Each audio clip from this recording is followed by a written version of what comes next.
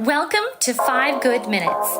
You're listening to today's inspirational message On the book of Romans. with Brady Randall. Hearing is not the same thing as doing, right? The other day I was making a trip to the grocery store, and usually when I go to the grocery store, I'm not storing up, cartons full, and I have a very specific list in mind. Usually a lot of things that I specifically want to get. But when my wife goes to the store, she's usually getting all the family groceries for the week. Well, one day this week, I was willing to put whatever else was needed on my list. I heard the list. I was told the list. I was texted the list. I shopped for the list. And yes, I came home without some of the items on the list. I was so narrowly focused on what I wanted that I forgot some of the rest of the stuff. And so hearing is not the same thing as doing.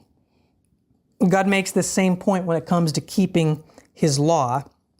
And today we read in Romans chapter 2, verses 12 to 14, the following. All who sin apart from the law will also perish apart from the law. And all who sin under the law will be judged by the law. For it is not those who hear the law who are righteous in God's sight, but it is those who obey the law who will be declared righteous. Indeed, when Gentiles who do not have the law do by nature things required by the law, they are a law for themselves, even though they do not have the law. So here we see that God is an equal opportunity judge. All who sin apart from the law, meaning those who sinned without the covenantal laws and the promises of things like the Ten Commandments, would be judged and perished apart from the law. So this would be non-Jews, Gentiles. But they're not off the hook just because they don't have the law, because even though they were without the law, they are still without excuse because God has made himself known. He's made himself known through creation, and they couldn't even keep up with their own standards that they had for themselves, for their own consciences, testify against themselves, which we'll read about tomorrow. They fall short even of their own standards, and yet they'll be judged accordingly.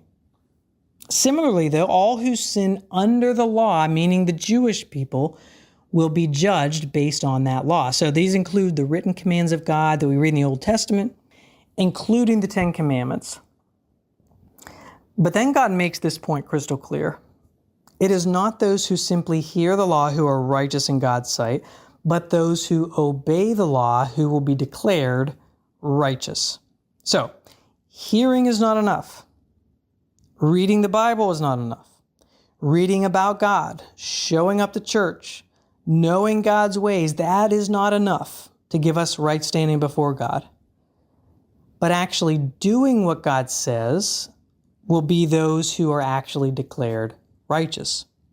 Similarly, James, who's the brother of Jesus, says in James chapter 2, verse 10, that if you keep the whole law, now there he's talking about actually doing the whole law, and yet you stumble at just one point, you are guilty of breaking all of it. Now, why is that?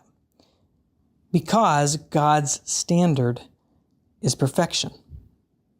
And God is not just looking for rote, letter of the law obedience, grit your teeth obedience.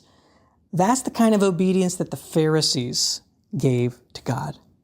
They looked like they were hearing and keeping all of the law. They memorized the law, and yet Jesus said of them, for that many of them were whitewashed tombs, and on the outside everything looked good, but on the inside was death. So the real question is, where do you stand? When it comes to God's standard, the law, where do you stand? I mean, just take the Ten Commandments, for example. How have you done in the last week?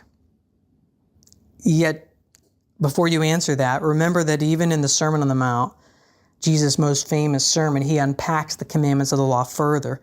For example, he says that those who commit adultery are not just those who sleep with someone who is not your spouse, but rather if you just look lustfully at someone, you've committed adultery. And murder is not just killing someone, but having a hatred for someone in your heart. The reality is the law, the hearing and obeying it, is really impossible on our own.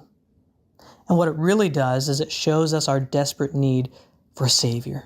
Jesus Christ, the one who truly heard and who truly kept the whole law, on a heart level as well, on our behalf. And believing in Him is the only genuine way to be righteous, having right standing before a holy God. So you can keep the whole law, or you can place your trust in the one who truly did, and that is Jesus Christ. Thanks for joining us here today. There's a lot of great content to explore on Orchard Hill Plus and on the Orchard Hill main feed from the weekend. Have a great day.